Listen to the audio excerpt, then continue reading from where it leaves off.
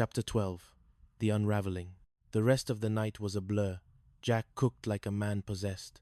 He sent out the paella for table 4 with a garnish so elaborate it looked like a botanical garden. But as he watched from the kitchen, he saw Janet stand up. She said something to David, something that made him look stunned.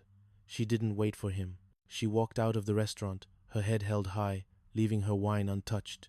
Jack threw his apron on the counter. "I'm done, senor." "The job, Jack," Rodriguez called out. "The cruise ship." "Keep the ship," Jack shouted back, already running for the door. "I've got a different destination in mind." He caught up to her on the sidewalk, the neon sign of La Casa del Sol casting a red glow over the pavement. The Santa Monica fog was starting to roll in again, cool and damp. "Janet, wait." She stopped and turned around, her face streaked with tears. "Why did you do that, Jack? Why did you come out there?" "Because I couldn't stand seeing you with him." "And you do?" she asked, her voice breaking. "You, who spends all your time pretending to be someone else. You, who's planning to leave us for some boat in the Caribbean?" Jack stepped closer, the space between them crackling with the electricity of years of unspoken words. "I was only doing that because I thought I wasn't enough for you. I thought you wanted a stallion. I thought you wanted a cowboy or a chef or a world traveler. I wanted Jack," she whispered. "I've always just wanted Jack." He reached out and took her face in his hands. His fingers were still warm from the stove, his skin smelling of garlic and saffron. "I'm not going on that boat, Janet," he said. "The only place I want to be is in apartment 201, with you and Cindy and even Mr. Furley." He kissed her, then not a fake, Austin-style kiss, but a real one. It was a kiss that tasted of salt and longing, of shared jokes and late-night snacks, of a friendship that had finally, inevitably, turned into something more. The fog swirled around them, hiding them from the world. For a moment, there was no deception, no landlords, no roommates. There was just the two of them, finally standing on solid ground. Chapter 13. The morning after again. The next morning, the apartment was quiet. The roses David Vance had sent were gone, replaced by a simple jar of wildflowers. Jack had picked on his way home from the pier. Jack was in the kitchen, making coffee. He wasn't studying Spanish. He was humming a disco tune, his movements light and easy. Janet walked out of her room, wearing one of Jack's old flannel shirts over her nightgown. She looked at him and smiled a slow, secret smile that made his heart skip. "Good morning," he said, handing her a mug. "Good morning," she replied. The front door burst open. Cindy Snow entered, her hair a mess, her eyes wide with excitement. "You guys, you won't believe it. Mr. Furley just told me that his brother Bart is coming over for an inspection. We have to get ready." Jack and Janet looked at each other and burst into laughter. "Let him come," Jack said, putting an arm around Janet. "I think I'm done with the disguises." "Are you sure, Jack?" Cindy asked, confused. "What about the lease?" "We'll figure it out," Janet said, leaning into him. "Together." And as the sun rose over Santa Monica, casting long, golden shadows across the shag carpeting, they knew that whatever came next, landlords, brothers, or even cowboys, they were ready. Because in apartment 201, the best company wasn't 3, it was exactly who they were meant to be. Chapter 14. The Serpent at the Gate. If Ralph Furley was a kaleidoscope of misplaced confidence, his brother Bart was a scalpel. Bart Furley didn't wear leisure suits. He wore charcoal gray wool that looked like it had been ironed with the intensity of 1,000 suns. His hair was silver, his eyes were the color of a winter sea, and he looked like a man who found joy in the fine print of a municipal code. "Ralph," Bart said, stepping into the apartment and immediately checking the top of the doorframe for dust, "I see the standards are as fluid as ever." "Bart, good to see you, buddy." "Pal, brother," Ralph stammered, his ascot askew. "The building is doing great. Profits are up, complaints are down mostly." Bart ignored him, his gaze fixing on Jack, who was still wearing a somewhat smug expression from his morning coffee with Janet.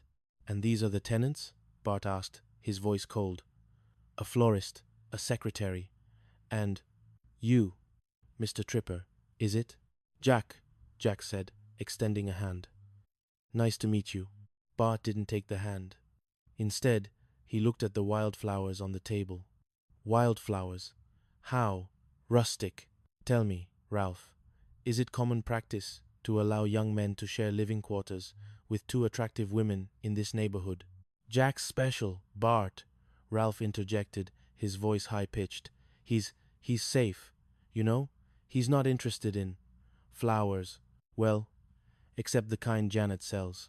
Jack felt the old lie tighten around his neck. He looked at Janet, who was standing by the wicker chair, her knuckles white as she gripped the armrest. He had promised to be done with disguises, but the cold, calculating look in Bart's eyes told him that the truth today would mean an eviction notice by sunset. Chapter 15. The Unbearable Weight of Truth. The inspection was a nightmare. Bart went through the apartment like a forensic investigator. He checked the plumbing, the carpet, and lingered for an uncomfortably long time at the door of Jack's bedroom. I find it curious, Bart said, standing in the center of the living room, that a young man would choose this specific arrangement. Most men of your age are looking for more traditional conquests. I like the company, Mr. Furley, Jack said, trying to summon the safe persona, but finding it increasingly difficult after the night he had just spent with Janet. Every time he looked at her, he remembered the taste of the fog and the heat of her kiss. And you, Miss Wood. Bart turned his icy gaze to Janet. You find Mr. Tripper's presence acceptable? No concerns about propriety? No late-night complications? Janet took a breath. She looked at Jack, and for a second she was tempted to tell the truth. To tell Bart that Jack was the most decent, talented, and wonderful man she had ever known, and that she didn't care about the lease. He's my best friend, Janet said, her voice steady, and he's the best roommate we could ask for. He makes us laugh, he makes us feel safe, and he makes a mean soufflé. That's all the propriety we need. Bart narrowed his eyes. A soufflé. How charming. Ralph, I want to see the basement. Now. As the Furley brothers exited, the apartment felt like it had been sucked of its air. Jack collapsed onto the sofa. He suspects, Cindy said, coming out from the shadows of the kitchen. But he can't prove anything. Unless what? Jack asked. Unless Austin comes back, Cindy suggested with a mischievous glint in her eye. No! Jack and Janet shouted in unison. Chapter 16. The Final Showdown. The afternoon was a tense waiting game. Ralph came back upstairs, looking like he had been put through a meat grinder. Bart wants to have dinner here. Tonight, he says he wants to see the real dynamic of the building management's flagship apartment. Dinner? Tonight?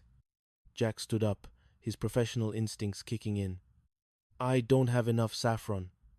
I don't have. Forget the saffron, Jack, Ralph pleaded. Just make something normal, and for heaven's sake, be gay.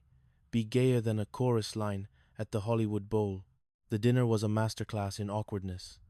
Jack served a simple roast chicken, but his nerves were frayed. He kept catching Bart looking at the way Janet handed him the salt, or the way Jack's hand lingered near hers when he poured the wine. You seem very attentive to Miss Wood, Jack. I'm attentive to everyone, Jack said, his voice a little too high. Ask Cindy. Cindy, am I attentive? Oh, very, Cindy chirped, almost knocking over her water.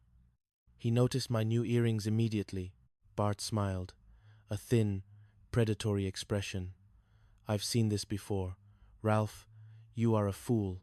You've let a fox into the henhouse. Mr. Tripper is no more gay than I am. And I'm going to make sure the board of directors hears about this breach of contract. The room went silent. Ralph looked at Jack with a desperate, pleading gaze. Jack looked at Janet. He saw the fear in her eyes, the fear of losing their home, their sanctuary. But he also saw the woman who had kissed him in the fog, the woman who had chosen his wildflowers over David Vance's expensive roses. He stood up, slowly, and took off his apron. You're right, Bart, Jack said, his voice calm and low. Jack, no. Ralph whimpered. I'm not gay, Jack continued, ignoring Ralph. I'm a man who fell in love with his roommate. And I'm a man who is tired of lying to people like you just to have a place to live. He turned to Janet. I love this apartment. I love these girls. But I love you more than I love a lease agreement. Janet stood up, her eyes shining. And I love him, Bart. Evict us if you want. But you can't evict the truth. Chapter 17. The Twist of Fate.